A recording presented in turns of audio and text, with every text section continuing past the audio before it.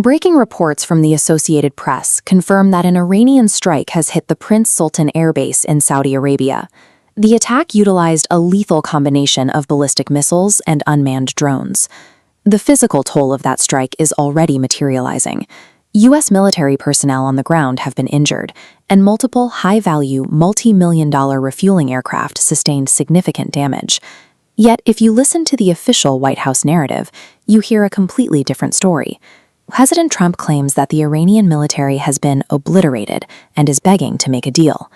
We are now 24 days into Operation Epic Fury. Despite the smoking craters at Prince Sultan, the administration maintains a dual-track approach, publicly asserting that negotiations regarding the president's 15-point plan are actually going well. This leaves us with two contradictory realities. To understand the actual trajectory of this conflict, we have to ignore the rhetoric at the podium and look strictly at the military data on the ground. First, we look at Tehran's official response. Iranian officials are openly contradicting the U.S. diplomatic narrative, stating flatly that there are no talks happening and that they refuse to negotiate. They are backing up that denial with kinetic force. Iran continues launching targeted missile strikes against neighboring Gulf nations, showing zero signs of backing down. This map shows the exact center of gravity, the Strait of Hormuz. By attacking ships here, Iran pinches commercial transit, building economic leverage. To prevent global market panic, the U.S. government is actively preparing to underwrite maritime insurance for commercial vessels moving through the strait. But financial guarantees only go so far when actual munitions are flying. That economic threat has necessitated a heavy tactical response, forcing the U.S. Navy to provide active escorts for merchant ships. When you look at the drone strikes and the shipping attacks together, a clear strategy emerges. These are acts of asymmetric economic warfare, designed to test Washington's resolve and call their bluff. The reality of that bluff being called is currently echoing through the halls of the Pentagon, where planners are widening the scope of their response. Behind the scenes, the U.S. military is preparing a massive logistical surge.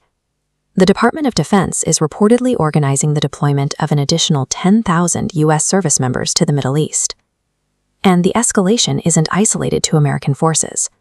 Regional allies are locking in their targeting packages, with Israeli officials publicly threatening to expand their attacks directly onto regime targets in Iran. All of this military maneuvering is accelerating toward a specific diplomatic deadline. The White House has demanded that Iran reopen the Strait of Hormuz by April 6th. That deadline is driving a wedge through Washington. A growing number of lawmakers on Capitol Hill are openly questioning the president's strategy, asking how the administration can guarantee Iran will hold up its end of any bargain. That pushback stems from historical reality. After a half-century of ingrained mistrust and broken agreements, many legislators believe that enforcing a theoretical peace deal with Tehran is physically impossible. When you look at the sudden massing of 10,000 extra U.S. troops alongside an aggressive posture from Israel, the narrative of a peaceful negotiation quickly falls apart. The major players are using diplomacy for the cameras, while actively preparing for kinetic war before April 6th. The administration's dual-track approach relies on offering political off-ramps, but those diplomatic gestures are currently being drowned out by the undeniable momentum of tanks, carriers, and troop deployments. The idea that this is a tightly controlled negotiation is an illusion. Iran has already demonstrated a clear willingness to bypass the podium and cross red lines with actual ordnance. We are no longer dealing with theoretical threats. American personnel have bled. Multi-million-dollar aviation assets sitting on tarmacs in Saudi Arabia have been struck.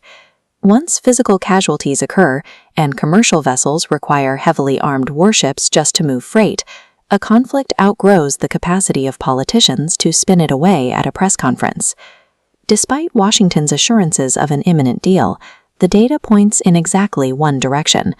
Drone strikes, naval escorts, and sudden troop surges prove Operation Epic Fury is standing right on the edge of an uncontrollable regional war.